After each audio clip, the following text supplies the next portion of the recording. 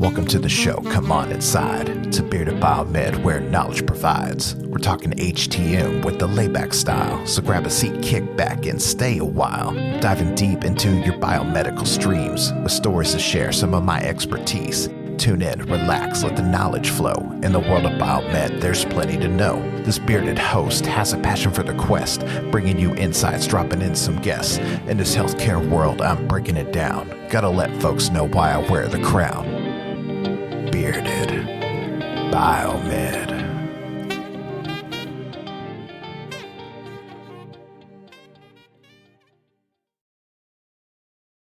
Hey folks, welcome back to an all-new season of Bearded Biomed. I appreciate you being here. I have missed being on the mic. It's been about 2 months since my last episode, right before I went to AAMI. A lot has happened since then. You know, we got a new show with new segments, new intro, a lot of things coming at you. I'm going to be changing it up a lot and got some more exciting things coming down the pipeline that I'm looking forward to announcing when we get to that point. No teasers at this junction though. So man, you know, it's been 2 months off from podcasting, but at the same time, I wouldn't even call it a vacation. It's just one less thing that I had to worry about doing, but still been on the grind with the day-to-day job. A lot of things, a lot of moving pieces, of course, taking care of the kiddo, doing some things around the house. It's just, yeah, I wouldn't say I've had a vacation at all. Man, I do need one though. Just to be on a beach somewhere, sipping tequila and just relaxing. It sounds amazing to me, but that ain't gonna happen for a little while, so it is what it is. Anywho, the segment structure of the show, you'll just, as we go along, you'll become more familiar with. There are segments that are going to appear this episode that may necessarily not appear on another episode. There's segments that I have created that will just pop in and out as we go through, and there's content for those segments. Before we get into it today, of course, like, subscribe, appreciate any support as we grow the channel. Allows me to do bigger and better things. Yeah, there's a lot of cool things happening in the background that are going to help me elevate the show even further. So I appreciate everybody's support as, you know, we continue to grow together. One of the segments that I will not have today, but I would encourage you guys to help fill up this segment, would be the Q&A. If you are listening on Spotify, for instance, there is a section at the very top called Fan Mail, and you can actually write in responses, questions, comments on episodes. And as those come in, I will be featuring them and reading them directly on the show. For comments on the YouTube channel section of the show, if you have anything that you want to ask specifically or that I could put out into the field for you as well, because at this point I got some connections and I might know somebody I could answer the question if I can't as well. So I would appreciate those fieldings of questions as they come in, and as they come in, we'll throw that segment in there. Other than that, like I said, I'm just excited to get into it, revive the show, and as you can tell, I'm excited, man. Also, before I get started as well, for those of you guys watching, listening, as this is airing this Thursday, Friday, which is August 8th and 9th, I will be at the Heartland Symposium in Omaha, Nebraska, actually giving my first keynote speech. I'm super excited about that. Danielle from AAMI is also going to be there doing keynote on Thursday. I'll be doing mine on Friday. So anybody that is going to be there, come out, say hi. I'm just going to be hanging out as an attendee myself, besides doing the keynote. No booth or nothing. Just want to, you know, show up and participate and be a part of the you know, the Heartland culture that you guys got out there. So looking forward to that and seeing some familiar faces. To that, let's get into today's first segment, which is going to be very common occurrence here on Bearded Biomed, and I give you Bearded News. I like do da cha-cha. Prime Minister of Sweden visited Washington today, and my tiny little nipples went to France. That's what it said on the news. And the news never lies. Holy shit, there's a lot of news. All right, so a lot has been happening, as always, with medical devices, right? So I'm going to touch on some things that just kind of popped out to me, and, you know, obviously comments, questions, etc. as you know, see fit, drop them in, and we'll review them next episode and go from there. So recently, there's always FDA recalls on a weekly basis. But one of the ones that popped out to me was for the Megadyne ESU. It says, do not use Megasoft Dual, and Mega 2000 patient return electrodes during procedures with patients under 12 years old. Now, the reason this FDA recall came out was because if you look in the packaging, it actually referencing a weight limit. And even though the current Megasoft and 2000s are labeled for use of weighing more than 25 pounds, which could include under 12-year-olds, because my son's damn near almost 25 pounds already at a 1.5-year-old, if that, it's been recommended to not use these pads on patients under 12 years old. So if you are using the Megadyne, which, believe it or not, a lot of people still are. I have multiple clients that are still using the old school Valley Labs as well. So they're still out there. Just be aware of that, that those pads, which I'll include the link for this FDA recall in the comment section, the info section below. I thought that was just kind of interesting. It's something that just hits home for me. Like I said, I got a lot of clients with the Megadyne. So like I said, any of those return pads, just be sure if they're of the specific model laid out in the recall that they are not to be used on patients 12 years or younger. All right, next one is, this is a big topic point in the field right now. And I'm very curious just how it's going to be interpreted and, just received overall. The overturning of the Chevron deference. So this just occurred in June. And basically, they issue a decision on Loper Bright Enterprises and Raimondo. I'm going to actually include two separate links for this one. The AAMI Array link, they did a great write-up on it. Just kind of breaks down exactly of, what this could possibly mean for HTMs. And I've actually went into the FDA site as well. And the register number is 2024-10230. And I included the link for that as well, so you can actually see from the horse's mouth. I think overall, it's not going to change so much of what's currently in place. I think it's going to be for laws and such that are coming out after this decision. When you think of, what the court's power has been over this, I don't know if it's necessarily going to take decision-making authority from FDA and other regulatory agencies, but it gives them more power to do the interpretation from the court side. And there is concern with that just because it's easier to have certain affiliations. It is easier to get the side of court officials than maybe a whole agency of itself. So that's some people's, when you start throwing money around, decisions tend to go one way or another. Not saying that's ever going to be the case, but that's the part of the concern with this. Because why did it need to be turned over to begin with? When you think of, once that law passed, it's for the betterment of improving standardization along with safety of everything, really. It's not just medical devices. It helps getting us cleaner water. Decisions such as that regulates the food industry. Like this touches so many different sectors that it's compounding on such a level that I don't think we're going to realize what kind of effect this is going to have until, we see it start getting implemented, I guess. So it's just something to be aware of. Like I said, check out the AAMI Array. They break it down pretty well, and I would encourage the read on that. So next thing is TJC, the Joint Commission, receives renewal for its Ambulatory Surgical Center Accreditation Program, running from September 1st, 2024, September 1st, 2030. For you guys that don't know, for the Surgery Center Accreditation Program, the maximum renewal for that is 6 years, which TJC did receive the full maximum renewal from CMS because they either met or exceeded the standards laid out by so.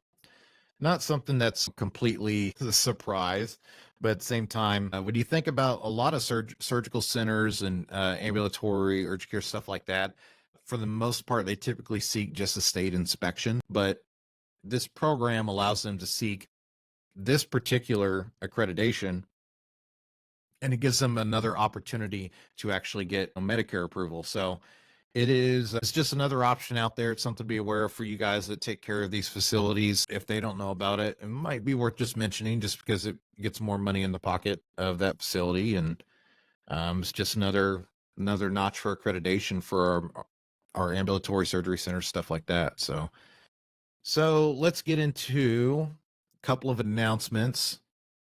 Like I said, I'm going to be at Omaha Symposium this week, 8th and 9th. TechNation announces 2024 class 40 under 40. Congrats to the new class joining an esteemed group of 40 under 40 individuals.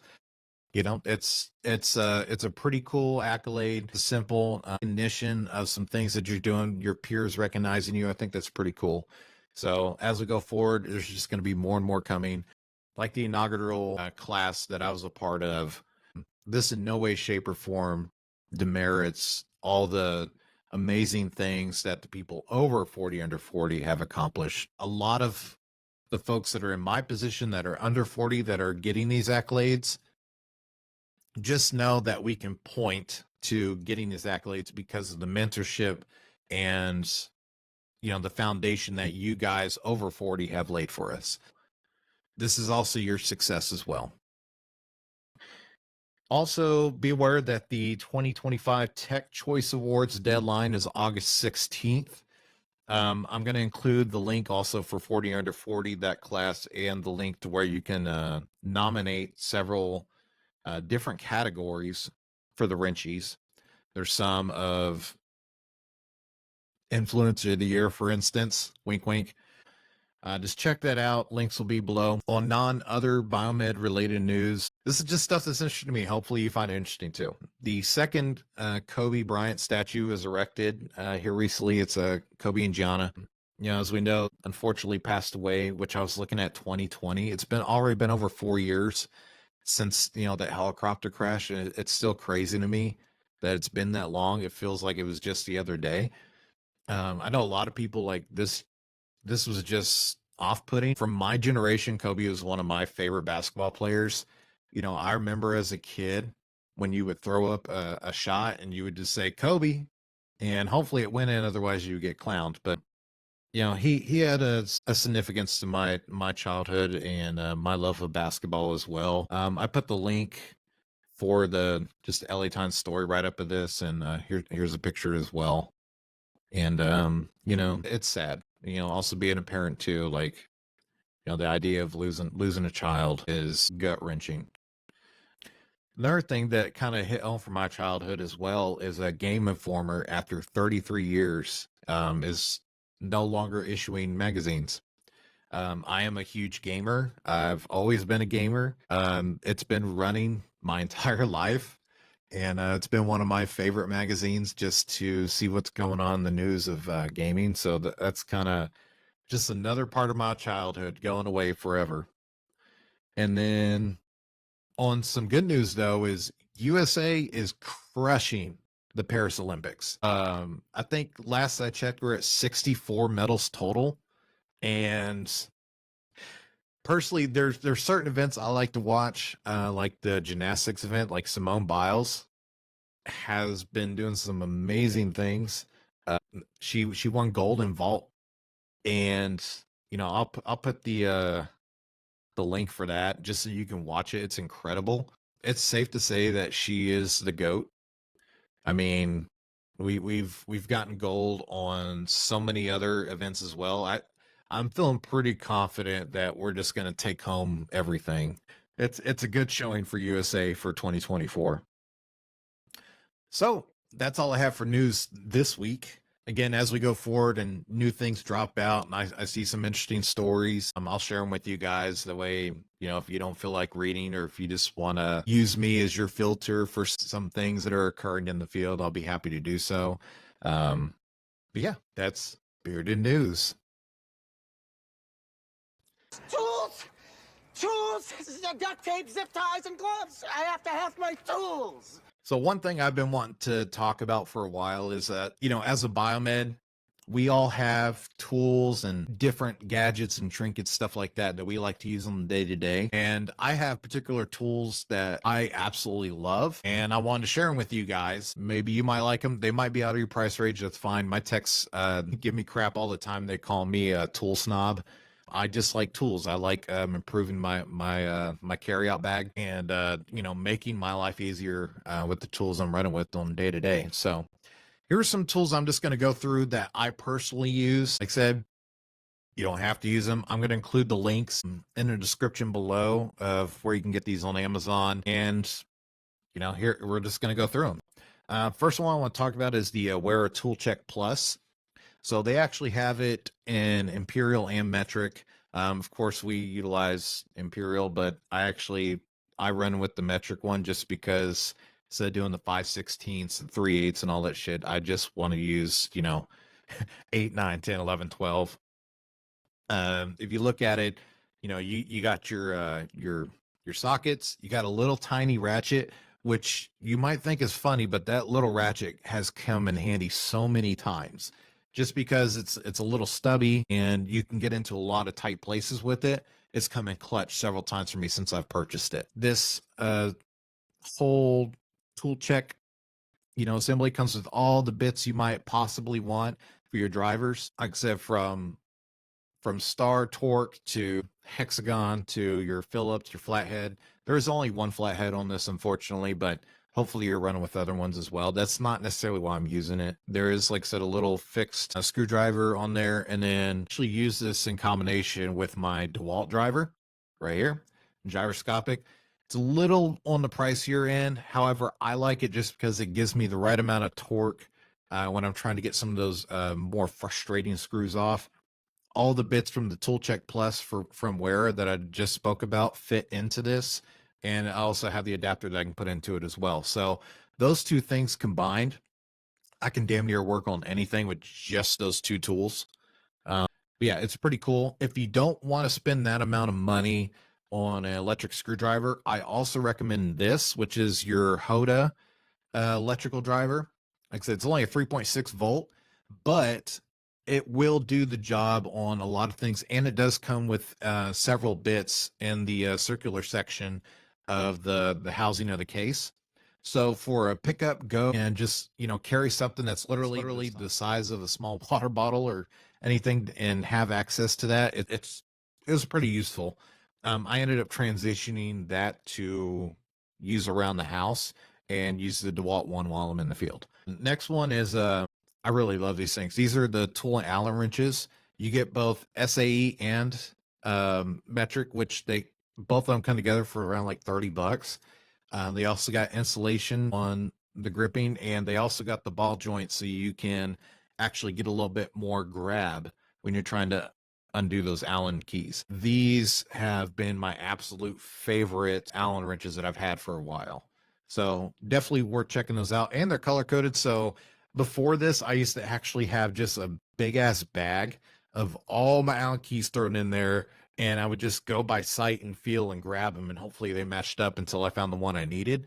This has eliminated that and just helps me find the exact size that I need quicker. Another one I want to talk about, Durabelt stubby wrenches and the regular size wrenches.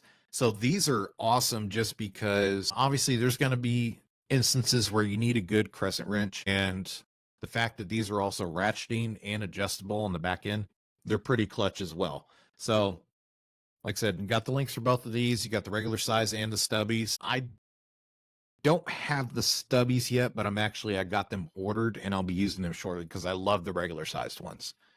And then the last thing I wanted to talk about is the Kika Air Duster. Again, I'm a tool snob. It's a little bit pricey for what it is, but I will tell you the air that this sucker blows out is, to me, it justifies the cost. It's a very high powered air duster. If you want to use it at home, blow out your keyboard, blow out your computer, I use it for that too. But I use it in the field as well for a lot of our electrical components that I want to get in there. That way I don't have to ask for cans of air, don't have to carry one with me. It's USB-C rechargeable. It's pretty badass. When I'm telling you, you'll be surprised at how powerful this thing blows. For you guys, especially working on, your OEC C-arms, your your ultrasounds, when you're having to pull up, take apart equipment, look inside them on the boards, and they're just caked with dust bunnies, you're going to wish you had one of these because it just makes your life so much easier. So, like I said, all these tools that I just mentioned are in the link in the description below. Check it out.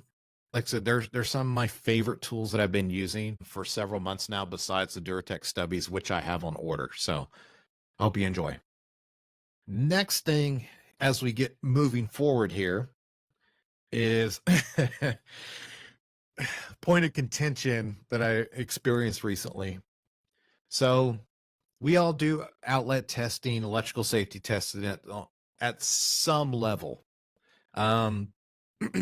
Or at the very least, as a manager, you're making sure that we're doing it to specification of NFPA 99. Some people still follow the 2012 version. Some use the 2024 version. I will tell you, after reviewing the 2024 version, a lot of the changes came around the medical gas spectrum. However, I have included a link for the 2024 version. From what I saw, the print copy is running about $150. And if you want to have a digital live link, it's like a subscription. It's about $12 to have access to the NFPA 99's most recent version. For anybody that is moving into a management standpoint, or just you technicians that want to familiarize yourself with some of the electrical code, it's not a bad idea to have a copy of this. And also, before I get into what I'm about to bitch and cry about, Rigel Medical also has a quick reference guide for you technicians out there when it comes to, it's like a practical guide for electrical safety testing. So I'm going to include the link down below. You can just, it's like a quick little fill out form on there, and they'll email it to you. If you go to any of the trade shows, so like your AAMI, your TechNation, or any of the Biomed Symposium conferences that they go to, they actually have copies of these that they hand out at the booth. It's a pretty cool quick reference guide. So especially for your folks that have some newer technicians coming in for familiarization, or just y'all that want to keep a copy in your back pocket, it's a pretty neat quick reference guide. They don't have to do it, but they just chose to provide the information in a simple, clean reference point. They also have some other ones for like IV pump testing, ESU, stuff like that. So check it out. The code is more what you'd call guidelines than actual rules. It's all there, black and white, clear as crystal. No more defiance. We just need your compliance. Now, the reason we are in the discussion of regulatory compliance and alluding to NFPA 99 specifically, I have a client that will not listen to reason, recommendation, whatever, and is literally costing them money that they don't need to spend. However, they refuse to listen to me, even though I'm trying to save them money. When you are testing, there is, as far as I'm aware, if somebody can point me to where you've seen this somewhere, I am pretty sure it's not a thing. You do not have to physically sticker every single outlet that you test. She has us using our Biomed preventive maintenance stickers on every single outlet in her facility. So when you are speaking from a time and material standpoint, for one, you're taking more of the technician's time. You're also utilizing our labels, which for you folks that actually order these things, they're not cheap. But anywho, you're also having us do this on a semi-annual basis for the entire facility. It's mind-boggling to me. Now, the reason she is doing is because one surveyor one time told her that she had to. Instead of taking the recommendation of the people that are handling the service for you, you would rather listen to this one surveyor, which has not been repeated since other surveyors have came, by the way. So, like I said, I just wanted to put that out there. I didn't know if anybody else is experiencing that, but it's something that's frustrating to me that just boggles my mind. There are actual outlet testing forms, that you fill out that, Did it pass tension testing? What was the readings? All that kind of stuff. Location of the outlets, that kind of thing. Last inspection, whatever. Documentation on an official form, fine. I get that. We can write that down. But the actual stickering aspect of it, when you're getting into 200-300 outlets, is asinine. So that's just something that I wanted to bitch about today. I hope you enjoyed, by the way, the intro for regulatory compliance. I had fun with that one. That's one of my favorite intros. So yeah, I'd love to hear people's opinion about that. And like I said, the links for what I talked about would be in description as well. Lastly, which this is going to be this will probably be the most prominent segment on the show just because it's what we do. It's Biomed. It's actually the title of my keynote in Omaha. It's called I Just Biomed Here. Let's get into it. Sleeping on the job, those raindrops are falling on my head, they keep falling. All right, so we're in the final segment of the show, and this is a particular thing that as we go through with this segment, before I get into it, I'm either going to touch on things that I have personally experienced, whether it's stories or maybe an instance of where I see an opportunity to, shed some light on some things or just talk about just the day-to-day. And, part of the job is dealing with different personalities and dealing with confrontation, dealing with difficult doctors, this to be specific. And I'm going to read you an email that a very high and mighty doctor sent over because they refused to pay for service. Now, need mind you, our company policy is for time materials clients that don't have a contract in place, they need to have a payment on file. So that was also at the fault of my technician that we could have avoided this if we had had payment on file, but neither here nor there. That's what leadership does. We handle the escalations and issues, etc. So let me read you what she wrote, and you let me know if this is insulting at all. To whom this may concern, I could understand this bill for certification of hospital-wide equipment, but not of a private office. Please be aware that even neurosurgeons are not able to bill these kinds of amounts. Please be advised that your technician is not a neurosurgeon. I'm prepared to challenge this exorbitant billing. So first off, all of our rates are public information. This is a new client, by the way. Before we go out, they are always quoted what it's going to cost. And if for some reason it exceeds that, you are told how much it's going to cost if it goes past that. Anywho, the rates and everything are spoken about beforehand. Here's my response. And you let me know if I handled this correctly or not. Good day. I can understand concerns with pricing.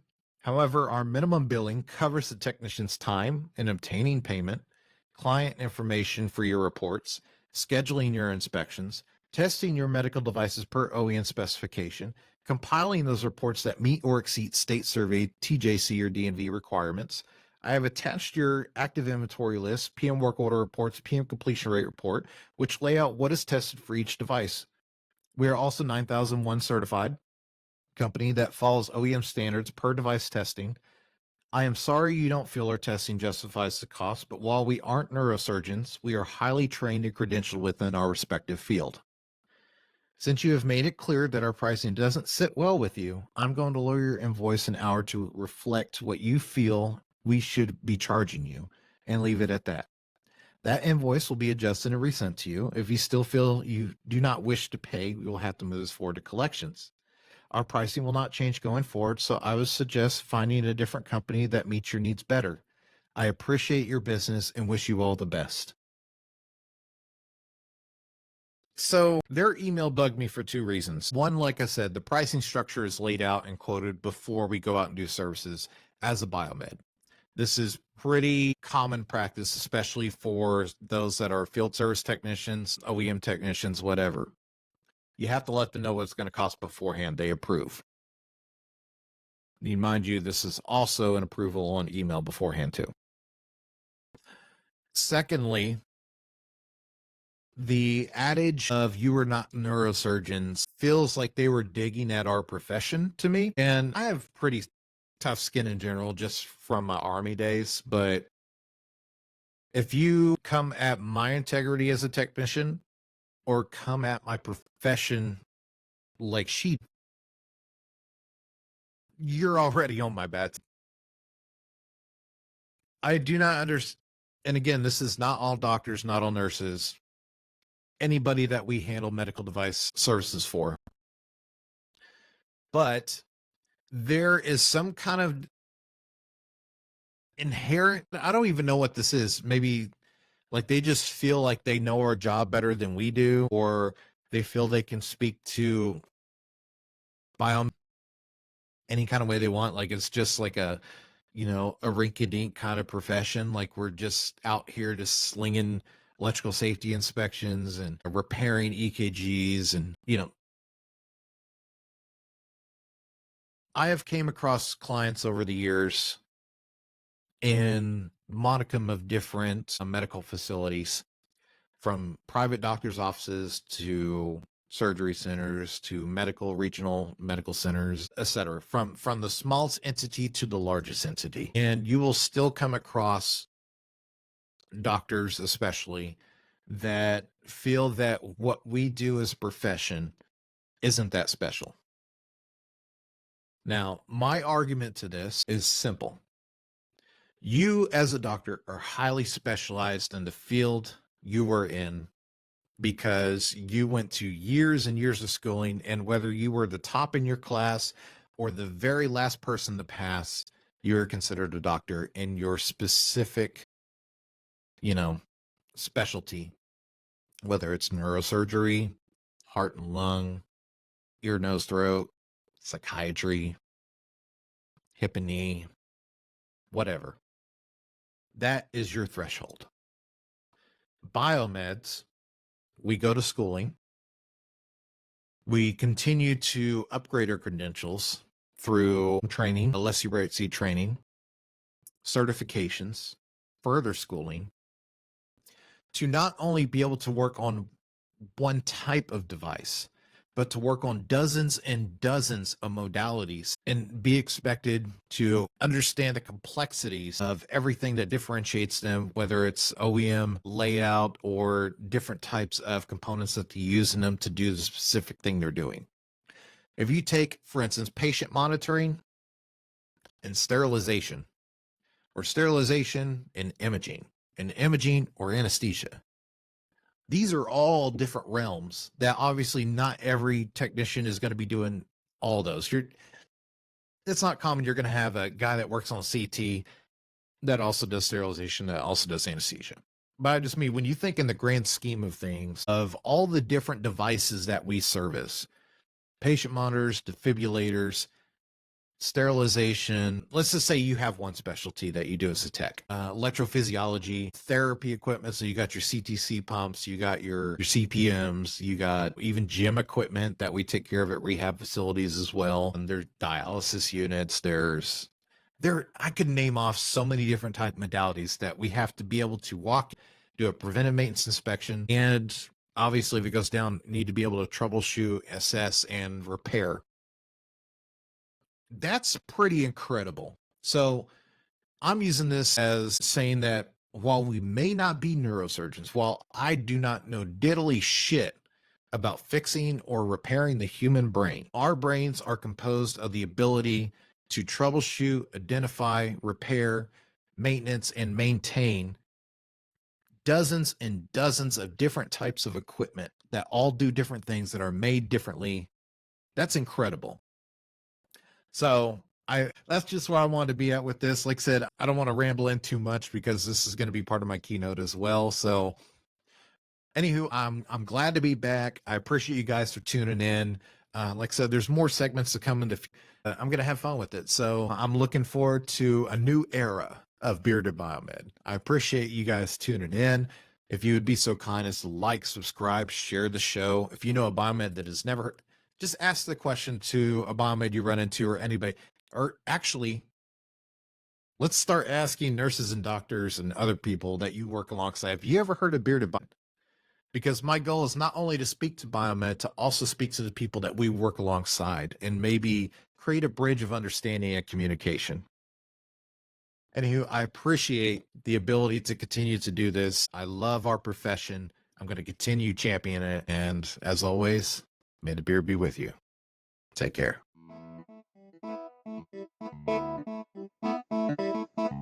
Bearded Biomed.